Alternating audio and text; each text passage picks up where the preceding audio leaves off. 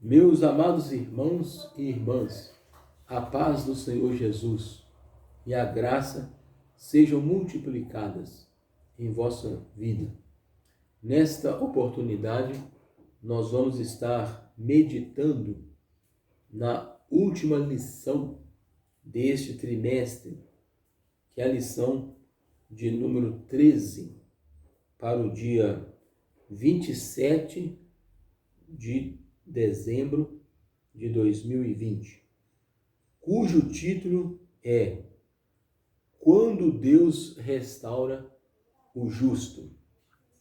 Então vai mostrar Deus restaurando a vida do patriarca Jó e também da sua intercessão pelos seus amigos. Jó intercede pelos seus amigos e também Deus retribui a Jó tudo o que ele tinha perdido. No texto áureo diz: e o Senhor virou o cativeiro de Jó. Virar o cativeiro significa mudar a sorte. Deus então mudou a situação do patriarca Jó. E o Senhor virou o cativeiro de Jó quando orava pelos seus amigos, pelos seus 3 amigos. E o Senhor acrescentou a Jó outro tanto em dobro a tudo quanto dantes possuía. Jó 42:10. Verdade prática: a restauração do ser humano acontece em razão do amor e da misericórdia de Deus, e não como consequência do esforço pessoal, piedade ou atos de bondade. Então, nessa verdade prática, nós vimos que Deus nos restaura não é por causa das nossas obras de justiça, mas pelo amor e pela misericórdia de Deus. Então, nós somos restaurados. A leitura bíblica em classe é o capítulo 42 de Jó, que vai do versículo 1 até o versículo 17. Passemos a ler. Então respondeu Jó ao Senhor e disse: bem sei que tudo podes, e nenhum dos teus pensamentos ou planos pode ser impedido ou frustrado. Quem é aquele, dizes tu, que sem conhecimento encobre o conselho? Por isso falei do que não entendia, coisas que para mim eram maravilhosíssimas e que eu não compreendia.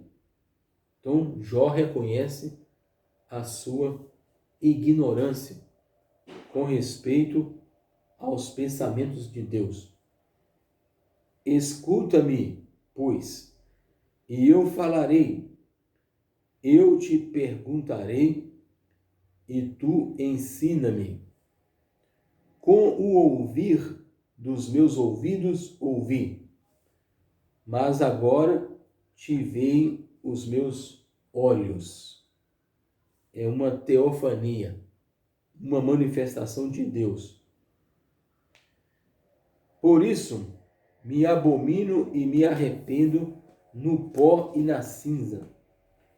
Sucedeu, pois, que, acabando o Senhor de dizer a Jó aquelas palavras, o Senhor disse a Elifaz, o temanita: a minha ira se acendeu contra ti e contra os teus 2 amigos, porque não dissestes de mim o que era reto, como o meu servo Jó. Tomai, pois, 7 bezerros e 7 carneiros, e ide ao meu servo Jó, e oferecei holocaustos por vós, e o meu servo Jó orará por vós. Porque deveras a ele aceitarei, para que eu vos não trate segundo ou conforme a vossa loucura, porque vós não falastes de mim o que era reto, como o meu servo Jó. Então observa que os amigos de Jó, eles não falaram o que era correto diante de Deus e também diante de Jó. Eles precipitaram no seu julgamento, condenando Jó, dizendo que Jó estava sendo destruído por causa de um pecado específico, mas eles estavam equivocados. E Jó também procurava uma razão, uma explicação para o sofrimento do justo. Então foram Elifaz, o temanita, e Bildade, o suíta, e Zofar, o naamatita, e fizeram como o Senhor lhes dissera, e o Senhor aceitou a face de Jó. E o Senhor virou o cativeiro de Jó quando orava pelos seus amigos. E o Senhor acrescentou a Jó outro tanto em dobro a tudo quanto dantes possuía. Então vieram a ele todos os seus irmãos e todas as suas irmãs, e todos quantos dantes o conheceram, e comeram com ele pão em sua casa, e se condoeram dele, e o consolaram de todo o mal que o Senhor lhe havia enviado. E cada um deles lhe deu uma peça de dinheiro, e cada um pendente de ouro. E assim abençoou o Senhor o último estado de Jó, mais do que o primeiro, porque teve 14.000 ovelhas, o dobro que ele tinha antes, e 6.000 camelos, e 1.000 juntas de bois, e 1.000 jumentas. Também teve 7 filhos e 3 filhas, e chamou o nome da primeira Gemima, e o nome da segunda Késia, e o nome da terceira Queren Apuc. E em toda a terra não se acharam mulheres tão formosas como as filhas de Jó, e seu pai lhes deu herança entre seus irmãos. E depois disso, viveu Jó 140 anos, e viu a seus filhos, e aos filhos de seus filhos até a 4ª geração. Então morreu Jó, velho e farto em dias, com uma idade avançada. Nós vamos observar aqui o objetivo geral da lição: mostrar o grande amor de Deus evidenciado na prosperidade de seus filhos. O primeiro subtópico traz sublinhar a atitude humilde de Jó em receber a repreensão divina pelos equívocos cometidos. Número 2, destacar a espiritualidade de Jó demonstrada na intercessão pelos seus amigos. Terceiro, comentar sobre o último estado de Jó e suas implicações positivas para o entendimento do livro. Muito bem, então nós vamos estar refletindo sobre esta parte final, que é o epílogo do livro. É interessante observar que lá no início do livro, capítulo 1 e 2, Satanás ele é mencionado.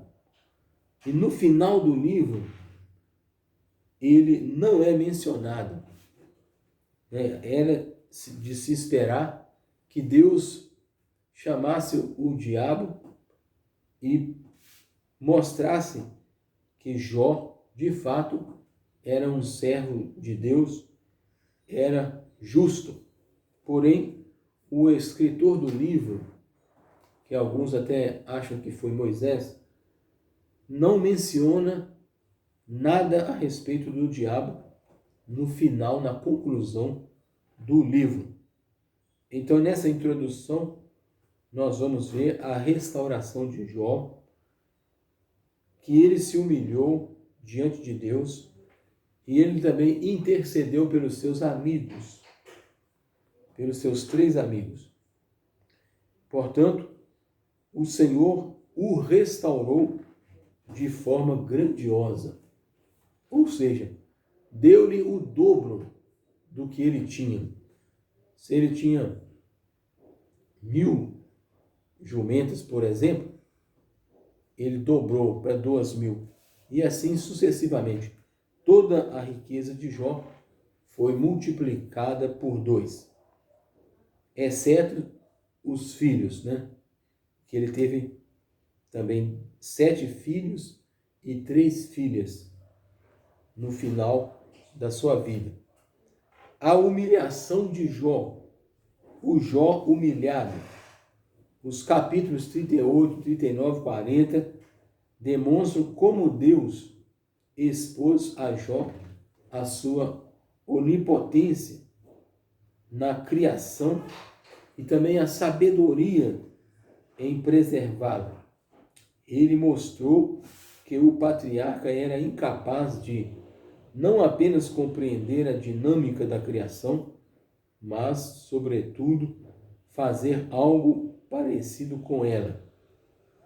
Então, nesses capítulos, nós vimos na lição passada que o homem nem mesmo tem a capacidade de domar as grandes criaturas que Deus criou. O Behemoth, por exemplo, e o Leviatã, que são animais de grande porte.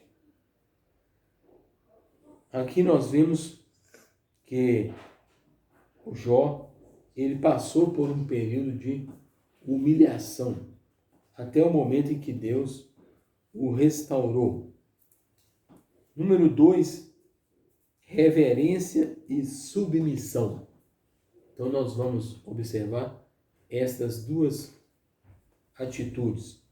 A reverência, que é o temor, e submissão, que é a obediência, diante da assombrosa visão da criação de Deus.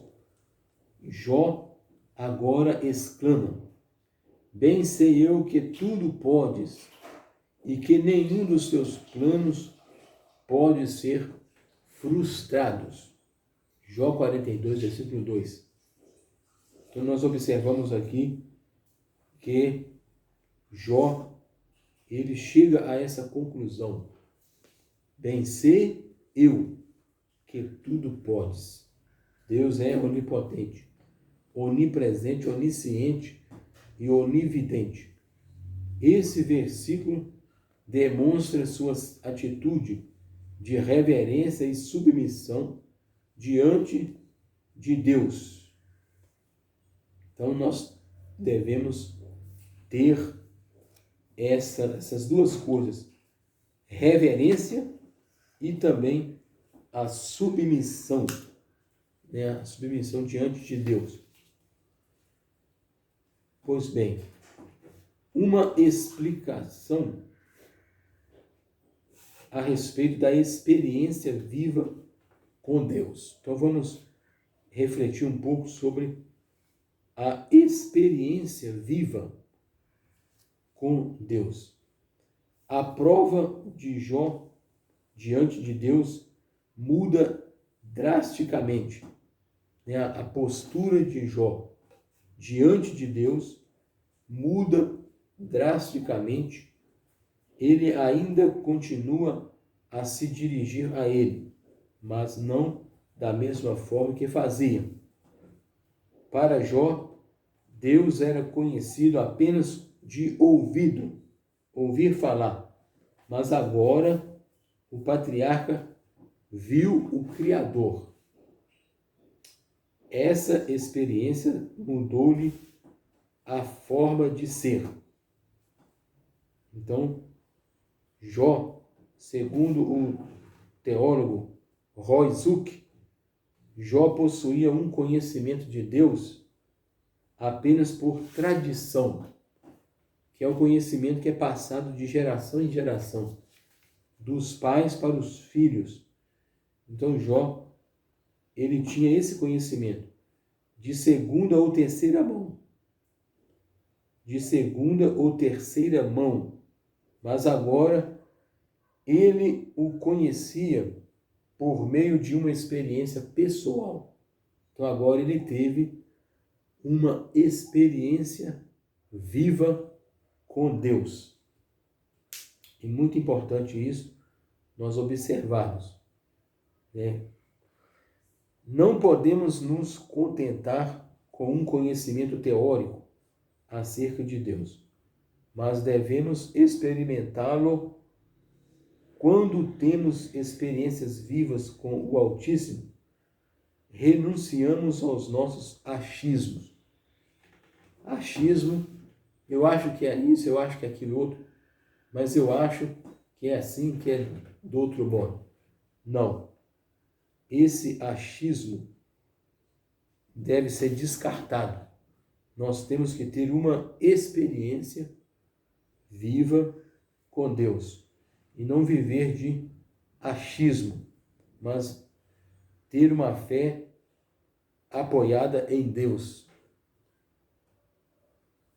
Confessamos nossa miséria no pó e na cinza. Rejeitamos o nosso orgulho e rebeldia. Deus é glorificado em todas as áreas da vida. Então, nesse tópico 1, a humilhação de Jó resulta em humildade, reverência, submissão e experiência com Deus. Muito bem. Então, até aqui, nós resumimos desta forma. Segundo tópico geral, vai falar sobre a intercessão de Jó. Número 1, a ira de Deus.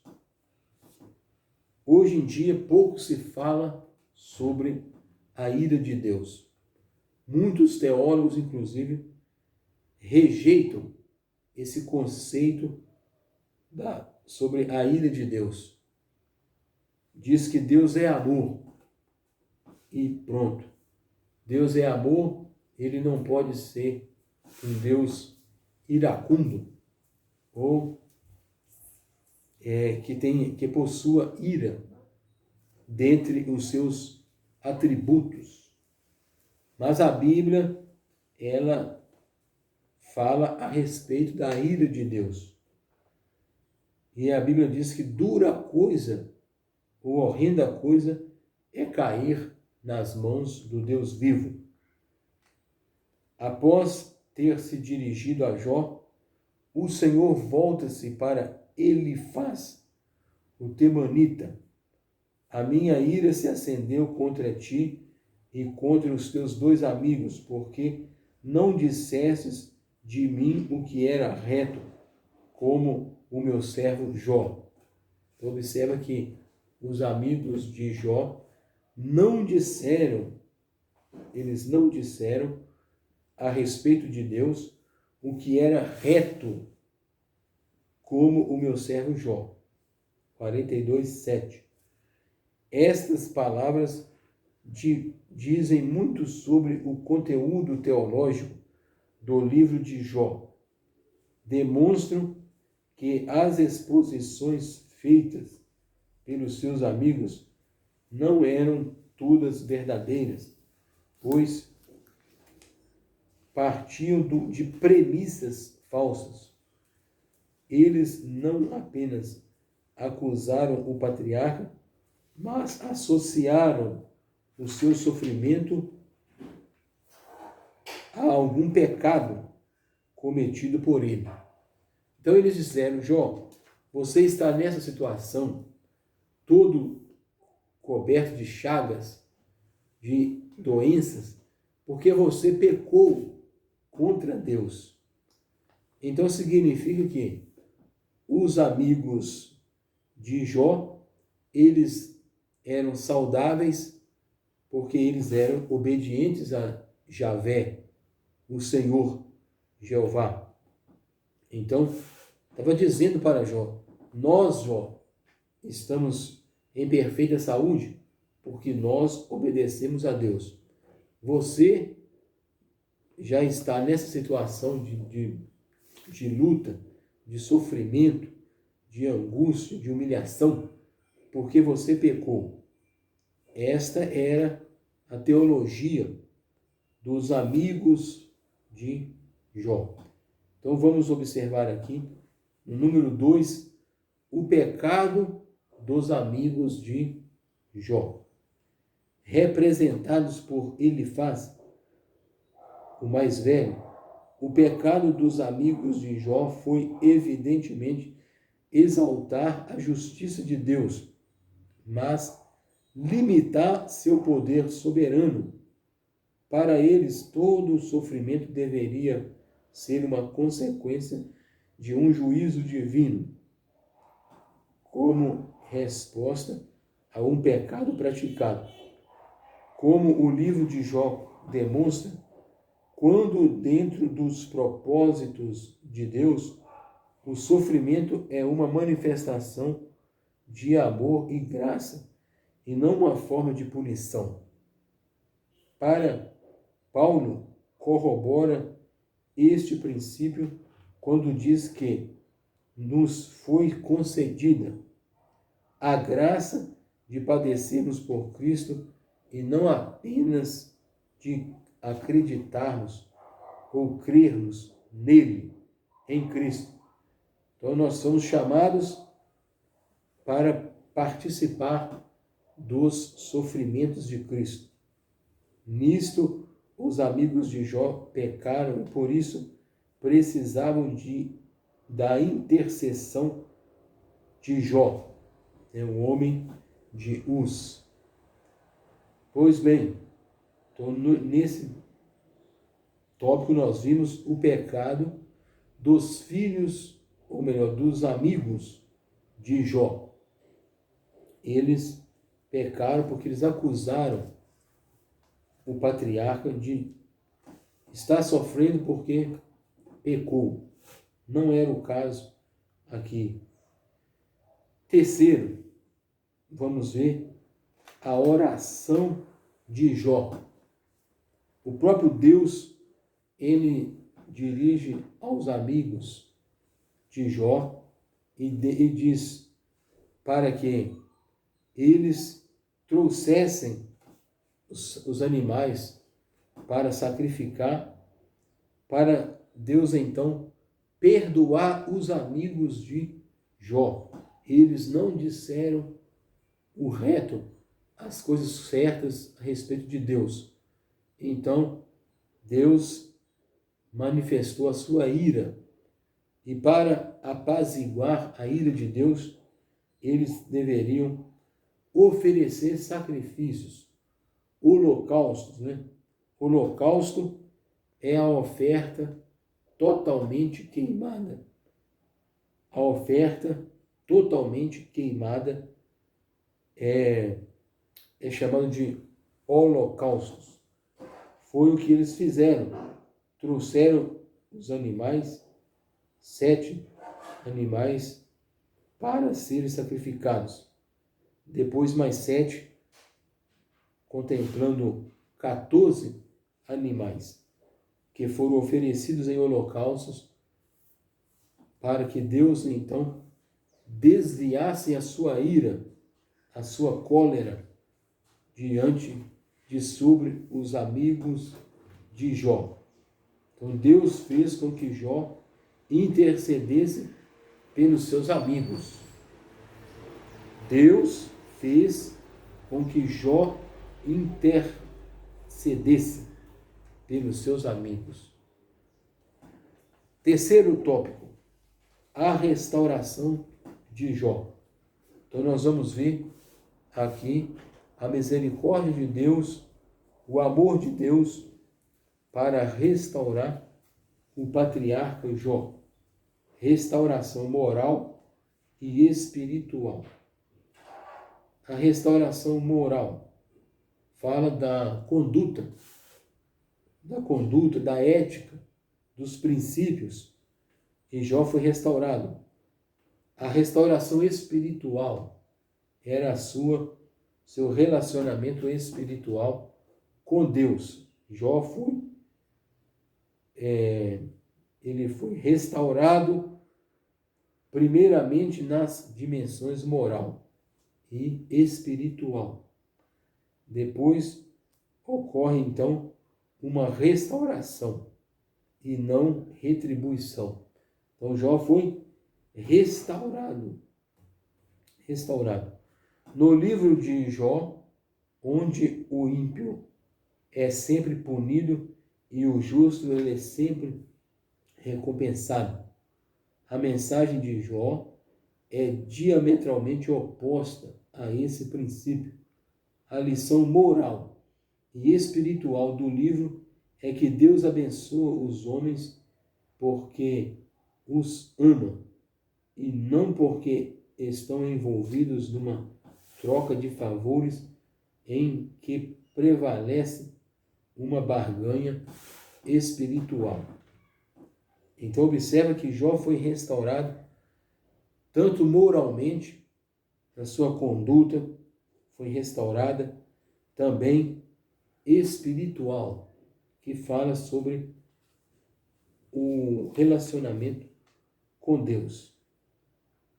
Agora vem a outra parte da lição, número 2, a restauração social e material.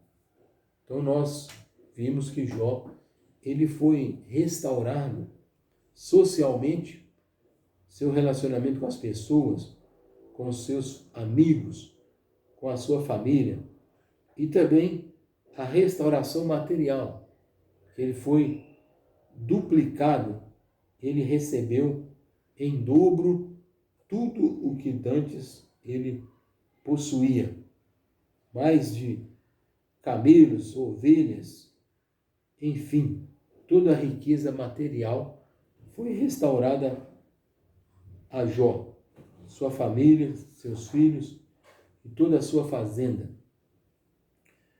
Síntese do tópico 3º, a restauração de Jó.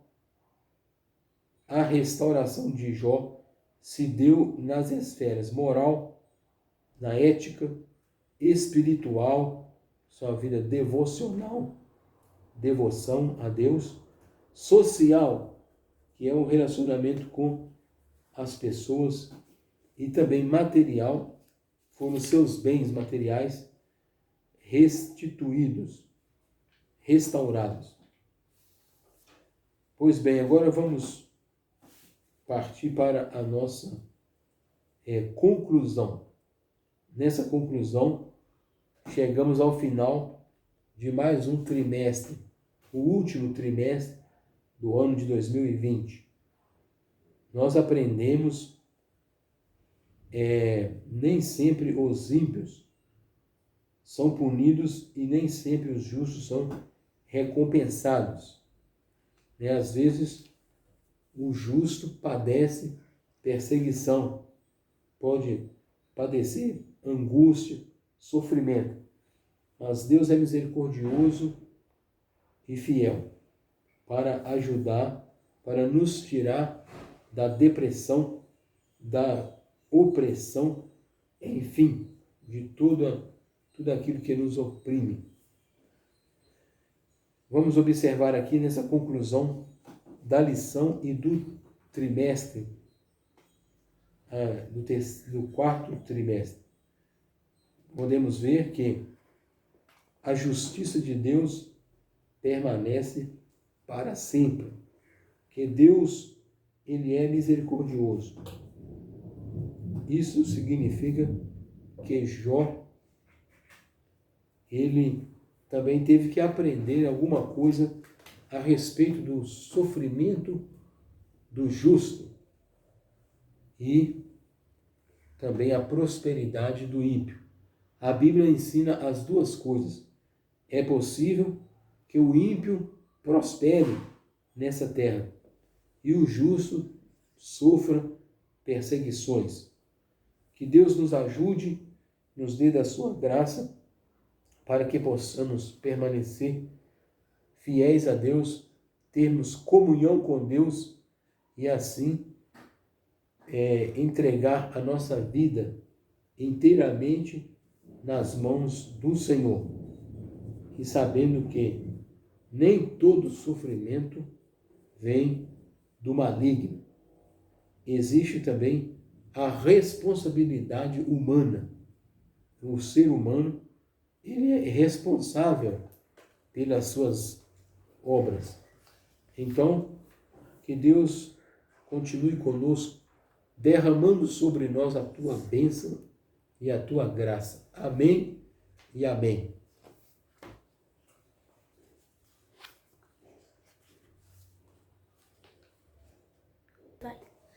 Muito obrigado a todos vocês que têm nos acompanhado durante este trimestre, apesar da pandemia. Então, nós aproveitamos para gravar, para expandir a escola dominical através das redes sociais. Se você gostou, deixe o seu joinha e se inscreva no canal. Que Deus abençoe. Amém.